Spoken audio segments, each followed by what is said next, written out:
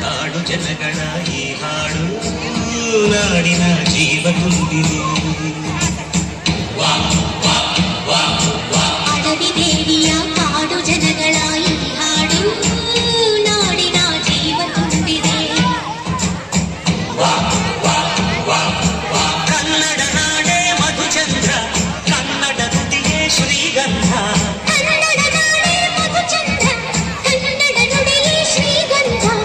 ಉಸಿರು ನೀಡಿದೆ, ಮಧುರವಾಗಿದೆ.